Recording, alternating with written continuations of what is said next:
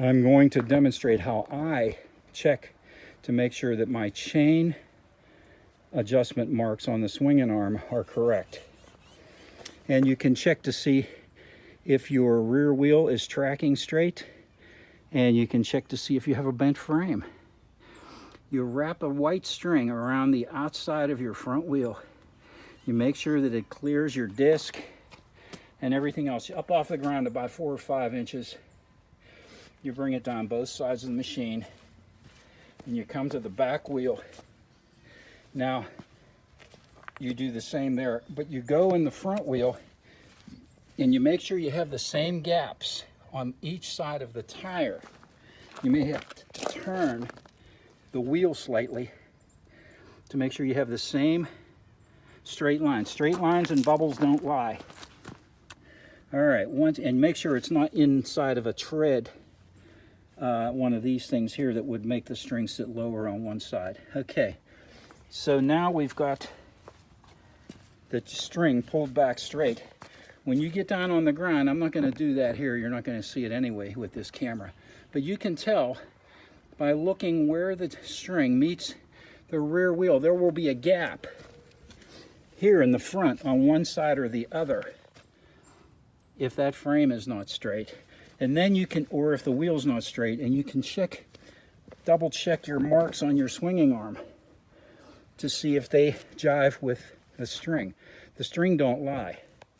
This works on 99% of motorcycles. There are 2 motorcycles you can check to see if you have a bent frame that the rear wheel is offset by 10 millimeters. That's the 80s Yamaha Ventures. They ran up until I think 92 or 93, and the early V Maxes. I'm not sure about the later ones, but the rear wheel is 10 millimeters away from the swing, or from the drive shaft tube, to give the tire clearance. But everything else, the rear wheel should track straight. Now that makes sure that your chain is running true. Also, you want the chain to be lined up perfectly with the front sprocket. All right. Now, here's how you adjust your chain. When you have a straight line between the center of your countershaft sprocket, straight line through your swing arm pivot, and a straight line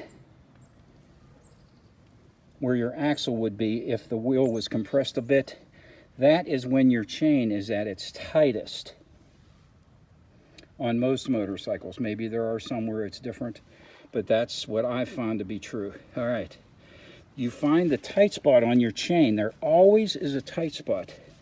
I don't know if it's machining from the sprockets, which I suspect that's what it is, but that is where you adjust your slack on your chain, when you have the wheel in the position that your chain is at its tightest. Now, I always mark my sprockets with fingernail polish or paint to find the tight spot. So when I'm adjusting my chain, I will turn that to the 9 o'clock position or the 3 o'clock position, depending on which side of the bike I'm working off of. And that is the tight spot. Then I will adjust the slack in the chain.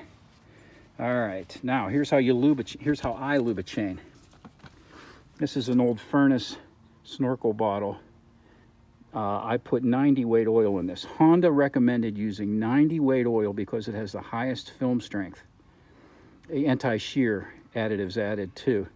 And I've been using 90 weight oil on all my motorcycle chains for street bikes anyway, forever. And I've been riding street bikes since the late 60s.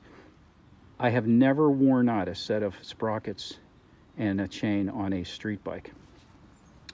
So you do it this way.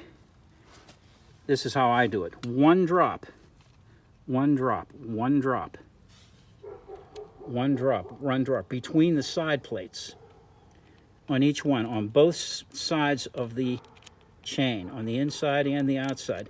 And you do this on the inside of the chain, the part that meets the sprocket, because when you put the oil on the inside, one drop, it takes about 2 minutes to do an entire chain on each row.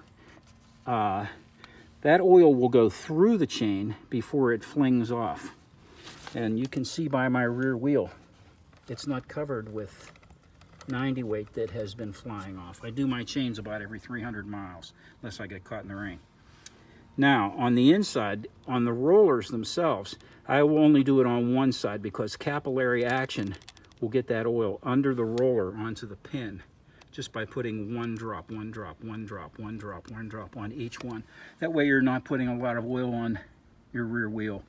You're not wasting oil. You're just not making a mess out of your motorcycle. And chain lube, if you're road racing, you really need to break in a brand new chain. I'll tell you a story that happened to me. I was on a 24-hour road race team, 4 riders, 7 mechanics, 1 bike. All right, we thought we would start that race. After practice, everybody's got, they're used to the bike.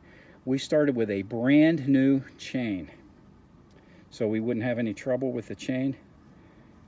When that bike came in after the first session, which was about an hour and 5 minutes before the rider hit reserve, it was my job to lube the chain. While the bike went up on a stand, they would switch riders, fill the gas tank, boom, it would be gone. So I'm lubing the chain. We put a stand under the bike. I'm standing there with chain lube, and I put a pizza box between the wheel and the chain so I wouldn't spray chain lube on the wheel. And when I sprayed that chain lube sizzled. I mean, it absolutely sizzled. And when I looked at the chain was turning blue from being overheated. And it had seized links. It looked like a witch's finger. And it actually didn't want to rotate backwards because all the slack was taken up. And when we made the pit stop and I sprayed chain lube on it, that cooled it. And that chain was tight because the links were seizing. So you got to break in a brand new chain if you're going to be doing road racing. I don't care what the make of the chain is. You want to give it a, maybe 50 or 100 miles to break in. But that actually happened to it. We had to put the old original chain on that bike to continue in that race, which I think we probably ended up losing about 15 minutes. But anyway, take care of your chain and you won't get stuck somewhere.